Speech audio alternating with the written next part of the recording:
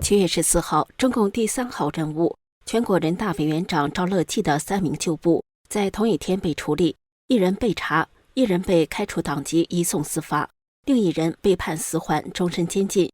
这3人都是赵乐际主政陕西或青海时的亲信，如此密集的清洗，难道只是巧合，还是中南海权斗的又一记重拳？在北戴河会议和20届四中全会即将到来的敏感时刻，这场打狗看主人的戏码是否在向赵乐际本人发出警告？背后究竟藏着什么样的政治信号？让我们一起揭开这场权力风暴的真相。这里是大时局要闻透视，我是王真。先来看看这3位落马高官的身份，以及他们与赵乐际的密切关系。韩松60岁，陕西西安市人大常委会主任、副部级高官。7月14号，中纪委通报他涉嫌严重违纪违法，正在接受调查。韩松2006年进入西安官场，历任副市长、市委常委等职。2007年至2012年，赵乐际主政陕西，任省委书记，韩松正是其地方要员之一，深受重用。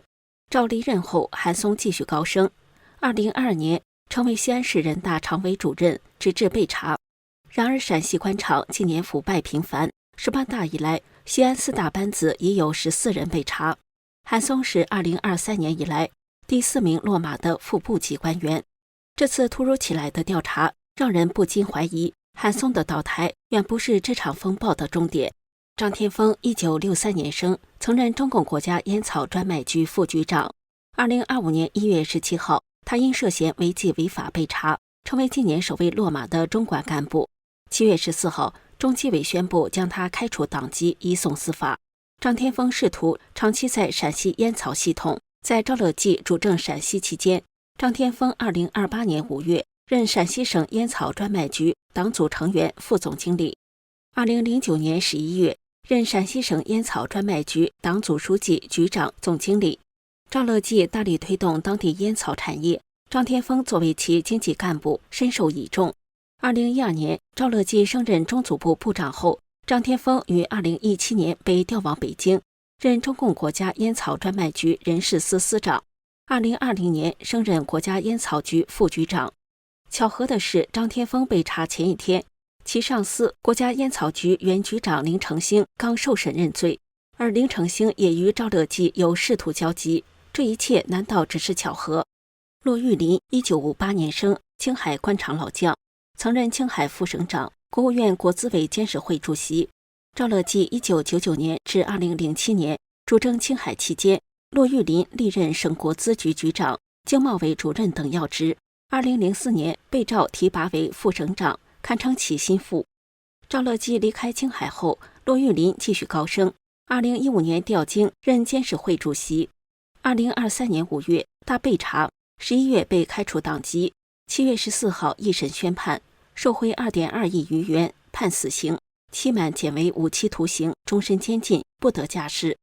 如此严厉的量刑，在今年落马高官中极为罕见。有分析认为，骆玉林长期充当赵乐际的钱袋子，他的重判是否在敲打赵本人？这3人分属赵乐际的陕西系和青海系，仕途与赵乐际高度重叠。他们在同一天被处理，难道真是巧合，还是有人在精心布局，对赵乐际发起一场剪裙边式的政治围剿？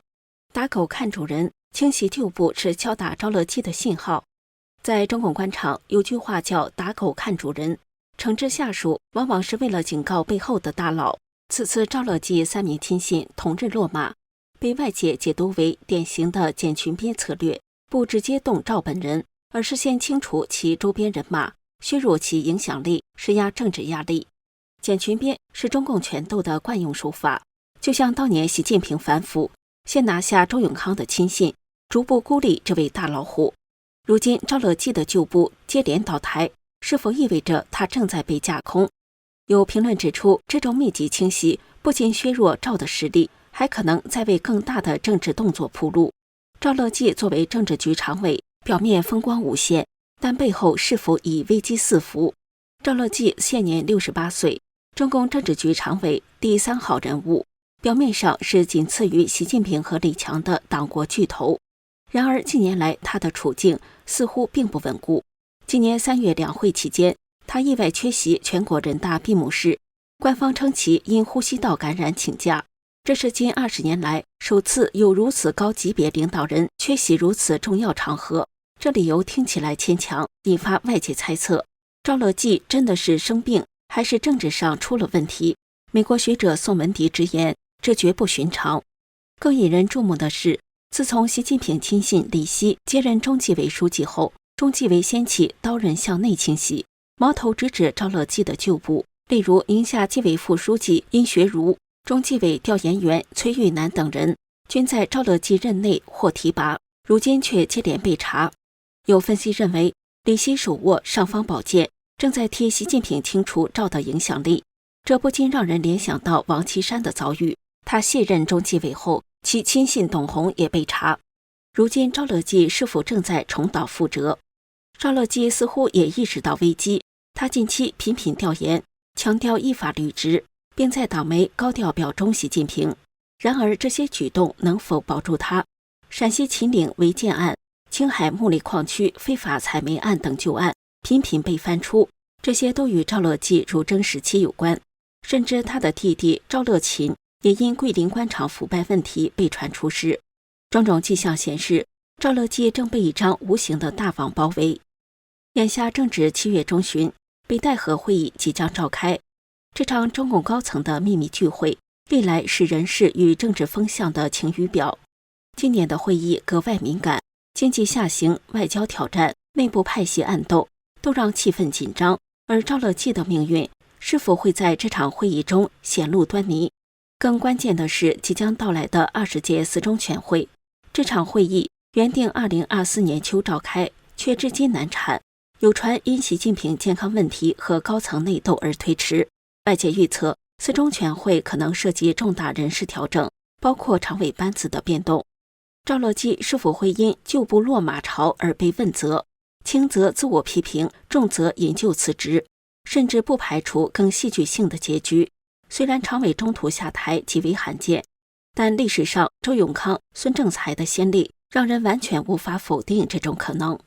有传闻称，部分太子党势力计划在四中全会上逼习近平放权，甚至还有传闻称，中共军委副主席张又侠联手政治老人逼习近平体面下台，而习近平可能以拿下赵乐际作为反击，震慑反对派。这些传闻虽无实锤，但无疑为当前局势增添了更多悬念。赵乐际会成为下一个大老虎吗？还是如王岐山般被边缘化？未来数月将是关键。赵乐际3名旧部同日落马，绝非简单的巧合，而是中南海权斗暗潮的冰山一角。在北戴河会议和四中全会的双重压力下，中共高层的博弈正进入白热化阶段。赵乐际作为昔日的打虎干将，如今却深陷风暴中心，他的进退将牵动整个权力格局。中南海的权力游戏从未停歇，赵乐际能否全身而退，还是会成为下一个阶下囚？我们将带你一起追踪这场权斗大戏的最新进展。这里是大时局要闻透视，感谢您的陪伴与思考，请订阅、分享并打开小铃铛，一起在动荡中坚守真相，在黑暗中点燃希望。